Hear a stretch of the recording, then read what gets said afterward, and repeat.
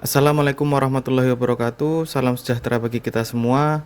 Yang terhormat Bapak Ahmad Husairi selaku dosen pengampu mata kuliah Cyber Security Management. Perkenalkan, kami dari kelompok 2 akan mempresentasikan materi mengenai Cyber Security Management dalam rangka memenuhi tugas ujian tengah semester mata kuliah Cyber Security Management MC801. Adapun anggota kelompok kami adalah Muhammad Fathu Ainur Rizki, Nudi Basral Manurung, Andri Yanwar, Sanjiwi, dan saya sendiri adalah Yanwar Gilang Ramadan. Pada kesempatan ini saya akan menyampaikan materi pada bagian awal yang meliputi pengantar cyber security dan tren ancaman cyber yang berkembang saat ini. Sebelum membahas lebih jauh mengenai keamanan cyber, terlebih dahulu kita perlu memahami apa yang dimaksud dengan cyber security. Cyber security atau keamanan cyber merupakan serangkaian teknologi, kebijakan, prosedur, dan praktik yang digunakan untuk melindungi sistem komputer, jaringan, aplikasi, serta data dari berbagai ancaman digital. Ancaman tersebut dapat berupa peretasan, penyebaran malware, pencurian data, hingga berbagai bentuk serangan yang bertujuan mengganggu operasional suatu organisasi. Di era digital saat ini, hampir seluruh aktivitas organisasi bergantung pada teknologi informasi. Oleh karena itu, keamanan cyber menjadi kebutuhan yang sangat penting untuk menjaga keberlangsungan bisnis dan melindungi informasi yang dimiliki organisasi. Tujuan utama cyber security dapat dijelaskan melalui konsep yang dikenal sebagai CIA Triad. Pertama, confidentiality atau kerahasiaan. Tujuannya adalah memastikan bahwa informasi hanya dapat diakses oleh pihak yang memiliki hak atau kewenangan. Kedua, integrity atau integritas, artinya menjaga agar data tetap akurat, tidak diubah, dimanipulasi, atau dirusak oleh pihak yang tidak berwenang. Yang ketiga, availability atau ketersediaan, yaitu memastikan bahwa sistem dan data tetap dapat diakses ketika dibutuhkan oleh pengguna yang sah. Cyber security menjadi sangat penting karena mampu mencegah kebocoran data pelanggan, mengurangi resiko kerugian finansial akibat serangan cyber, menjaga reputasi organisasi, dan meningkatkan kepercayaan masyarakat terhadap layanan digital yang diberikan. Dengan kata lain, keamanan cyber bukan hanya persoalan teknologi, tetapi juga berkaitan dengan keberlangsungan dan kredibilitas sebuah organisasi. Baik, saya Sanjiwi akan melanjutkan presentasi terkait tentang tren global ancaman dan serangan cyber. Perkembangan ancaman serangan cyber dari transformasi digital, penggunaan cloud computing, load, dan AI membuat ancaman cyber semakin kompleks dan sangat sulit dideteksi. Dampak ancaman cyber yang pertama, kehilangan data penting, gangguan operasional bisnis, kerugian finansial, menurunnya kepercayaan pelanggan. Tren ancaman cyber saat ini ada beberapa macam. Yang pertama, ransomware, malware yang menginskripsi data korban dan meminta uang tebusan. Phishing, penipuan dengan menyamar dengan pihak terpercaya untuk mencuri data pengguna. Serangan cloud computing menargetkan penyimpanan data berbasis cloud akibat kesalahan konfigurasi atau kelemahannya kontrol akses. Serangan load menyerang perangkat pintar seperti CCTV, sensor, smart home. Supply chain attack menyerang vendor atau pihak ketiga untuk mendapatkan akses ke organisasi utama. Selanjutnya, konsep elemen dan aspek cyber security. Elemen cyber security, people merupakan faktor terpenting sekaligus paling rentan karena banyak insiden keamanan yang terjadi akibat kelalaian pengguna. Proses meliputi kebijakan keamanan, prosedur pengelolaan akses, accident response plan, dan disaster recovery plan. Teknologi menggunakan firewall, antivirus, dan lain sebagainya untuk melindungi sistem. Aspek cyber security, pertama itu ada network security, melindungi jaringan dari akses tidak sah. Application security, melindungi aplikasi yang rentan keamanannya. Informasi security, menjaga kerahasiaan dan integritas data. Cloud security, melindungi layanan dan data yang berbasis cloud. Endpoint security, melindungi laptop, komputer, smartphone, tab, dan perangkat lainnya.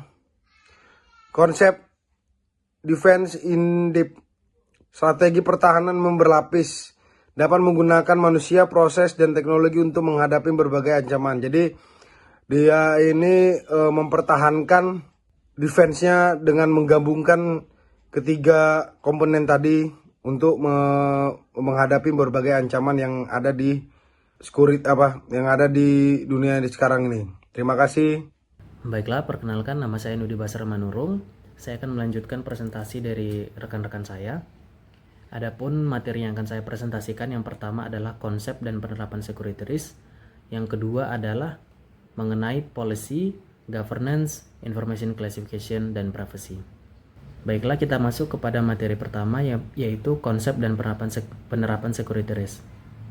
Security risk atau yang biasa disebut dengan risiko keamanan adalah kemungkinan terjadinya ancaman yang memanfaatkan kerentanan sistem sehingga menimbulkan kerugian bagi organisasi. Adapun komponen security risk, yang pertama adalah aset.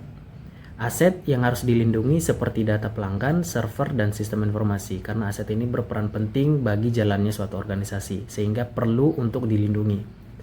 Yang kedua adalah threat. Threat ini merupakan ancaman yang dapat menyerang aset, seperti hacker dan malware. Komponen ketiga adalah vulnerability atau kelemahan sistem yang dapat dimanfaatkan oleh si penyerang. Yang keempat adalah impact atau dampak yang ditimbulkan jika serangan berhasil terjadi. Untuk mencegah terjadinya serangan oleh si penyerang, maka perlu dilakukan security risk management. Nah, apa saja tahapan security risk management? Yang pertama adalah identifikasi risiko. Tahap pertama adalah mengidentifikasi berbagai risiko yang berpotensi mengancam sistem, data, maupun infrastruktur teknologi informasi. Organisasi perlu memahami aset apa saja yang dimiliki, ancaman yang mungkin muncul, serta kerentanan yang dapat dimanfaatkan oleh pihak yang tidak bertanggung jawab. Identifikasi risiko menjadi dasar bagi proses pengelolaan risiko, karena tanpa mengetahui risiko yang ada, organisasi tidak dapat menentukan langkah pengamanan yang tepat. Tahapan yang kedua adalah analisis risiko. Setelah risiko berhasil diidentifikasi, langkah berikutnya adalah menganalisis risiko tersebut. Analisis dilakukan untuk mengetahui seberapa besar kemungkinan suatu risiko terjadi dan seberapa besar dampaknya terhadap organisasi. Dengan memahami tingkat kemungkinan dan dampak yang ditimbulkan, organisasi dapat memperoleh gambaran mengenai tingkat keparahan masing-masing risiko sehingga dapat menentukan prioritas penanganan. Tahapan yang ketiga adalah evaluasi risiko. Pada tahap evaluasi, hasil analisis risiko dibandingkan dengan standar atau kriteria risiko yang telah ditetapkan oleh organisasi. Tujuannya adalah menentukan apakah suatu risiko dapat diterima atau memerlukan tindakan lebih lanjut. Risiko yang memiliki tingkat keparahan tinggi biasanya menjadi prioritas utama untuk ditangani, sedangkan risiko yang dampaknya lebih kecil dapat dipantau atau diterima sesuai toleransi risiko organisasi. Tahapan keempat yaitu mitigasi risiko. Mitigasi risiko merupakan proses penerapan berbagai langkah pengendalian untuk mengurangi kemungkinan terjadinya risiko atau meminimalkan dampaknya. Pengendalian dapat berupa penerapan teknologi keamanan, kebijakan organisasi, prosedur operasional, maupun pelatihan bagi pengguna. Tahapan ini sangat penting karena menjadi bentuk nyata dari upaya perlindungan terhadap aset informasi yang dimiliki oleh organisasi. Tahapan yang kelima yaitu monitoring dan review. Risiko keamanan bersifat dinamis karena ancaman dan teknologi terus berkembang. Oleh karena itu, proses security risk management tidak berhenti setelah mitigasi dilakukan. Organisasi harus terus melakukan pemantauan terhadap efektivitas kontrol keamanan yang diterapkan serta melakukan evaluasi secara berkala. Monitoring dan review memungkinkan organisasi mendeteksi risiko baru, memperbaiki kelemahan yang ditemukan, dan memastikan sistem keamanan tetap relevan dengan kondisi terkini. Contoh penerapan security risk management pada e-commerce yang pertama adalah menggunakan SSL atau TLS, backup data berkala, MFA atau multi-factor authentication untuk login, monitoring aktivitas pengguna, penetration testing rutin. Dalam sebuah platform e-commerce, security risk management berperan penting untuk melindungi data pelanggan, transaksi keuangan, dan keberlangsungan layanan. Proses dimulai dengan mengidentifikasi risiko seperti pencurian data pelanggan, serangan siber, penyalahgunaan akun, atau gangguan layanan. Resiko-resiko tersebut kemudian dianalisis untuk mengetahui kemungkinan terjadinya dan dampaknya terhadap bisnis. Setelah dilakukan evaluasi, perusahaan dapat menentukan prioritas penanganan, misalnya risiko kebocoran dan pelanggan dianggap sangat kritis karena dapat menyebabkan kerugian finansial dan menurunkan kepercayaan pelanggan. Untuk mengurangi risiko tersebut, perusahaan menerapkan berbagai langkah mitigasi seperti penggunaan SSL atau TLS untuk mengenkripsi data, penerapan multi-factor authentication MFA pada proses login, backup data secara berkala, monitoring aktivitas pengguna, serta penetration testing secara rutin guna menemukan celah keamanan sebelum dimanfaatkan oleh penyerang.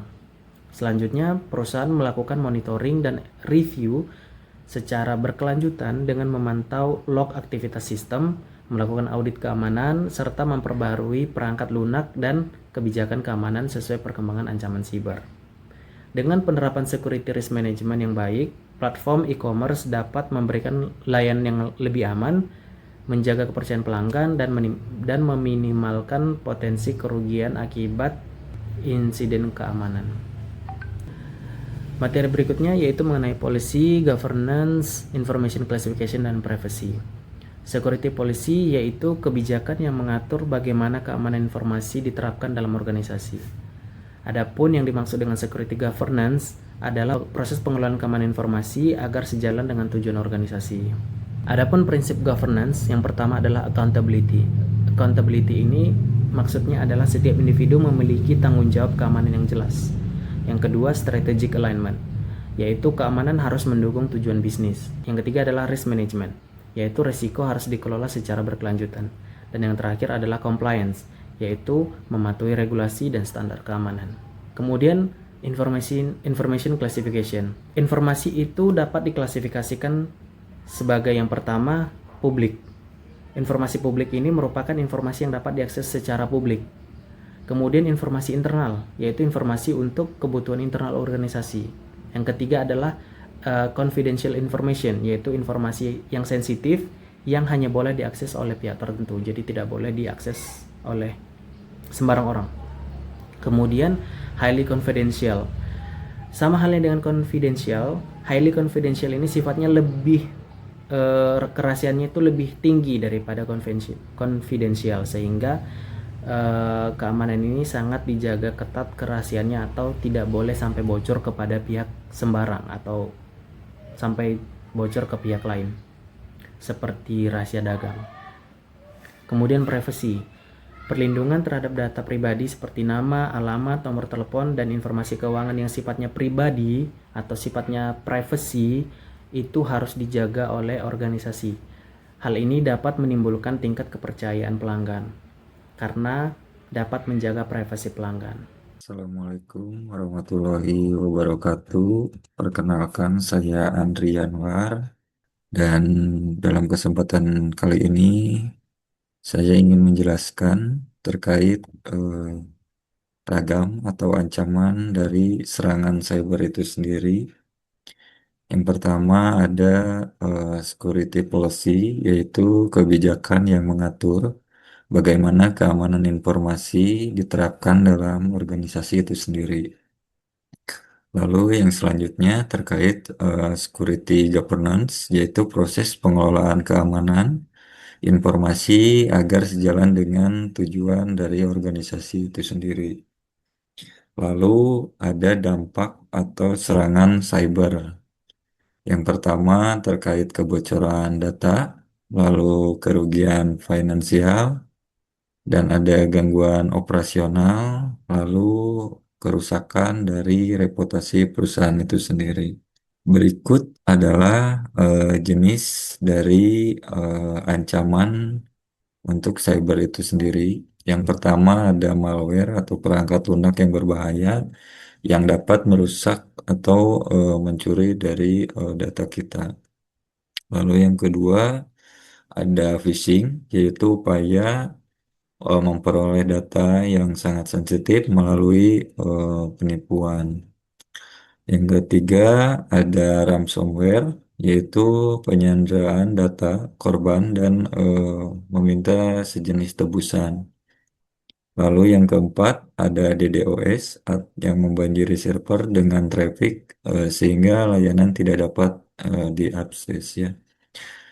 Lalu yang selanjutnya ada SQL injection yang menyerang database melalui celah dari aplikasi web. Yang selanjutnya ada XSS atau cross-site scripting yang biasanya menyisipkan kode-kode berbahaya ke dalam website. Lalu ada password attack, yaitu mencuri password dengan berbagai metode. Yang selanjutnya ada insider threat, ancaman yang berasal dari orang dalam organisasi biasanya. Dan yang terakhir ada social engineering, manipulasi psikologis untuk memperoleh informasi rahasia. Ya, untuk selanjutnya, G. Teknologi keamanan data studi kasus e-commerce. Teknologi keamanan data. Enskripsi data mengubah data menjadi kode sehingga tidak dapat dibaca pihak tidak berwenang. Firewall menyaring lalu lintas jaringan yang masuk dan keluar. Multifactor Authentication (MFA) menambahkan lapisan keamanan melalui OTP, sidik jari, atau pengenalan wajah. Backup dan recovery system menyediakan cadangan data untuk pemulihan ketika terjadi insiden. IDS dan IPS mendeteksi serta mencegah serangan secara otomatis. Studi kasus e-commerce. SSL atau TLS digunakan untuk menginskripsi transaksi pelanggan. MFA digunakan saat login dari perangkat baru. Firewall melindungi server dari akses ilegal. IDS atau IPS mendeteksi aktivitas mencurigakan secara real-time. Backup database dilakukan secara berkala untuk mengantisipasi kehilangan data. Hasil penerapan, data pelanggan lebih aman, risiko kebocoran data berkurang, kepercayaan pelanggan meningkat, operasional bisnis tetap berjalan dengan baik. Kesimpulan, Cyber Security Management merupakan strategi penting dalam melindungi sistem informasi jaringan, aplikasi, dan data dari berbagai ancaman cyber. Keamanan cyber tidak hanya bergantung pada teknologi, tetapi juga pada manusia, proses kebijakan, tata kelola, dan manajemen risiko yang terintegrasi. Ancaman seperti malware, phishing, ransomware, dan DDoS terus berkembang, sehingga organisasi harus menerapkan berbagai kontrol keamanan melalui penggunaan teknologi seperti enskripsi, firewall, MFA, IDS atau IPS, serta backup dan recovery system. Organisasi dapat menjaga kerahasiaan, integritas, dan ketersediaan informasi, meningkatkan kepercayaan pengguna, serta mendukung keberlangsungan bisnis di era digital. Sekian persentase dari kelompok kami. Assalamualaikum warahmatullahi wabarakatuh.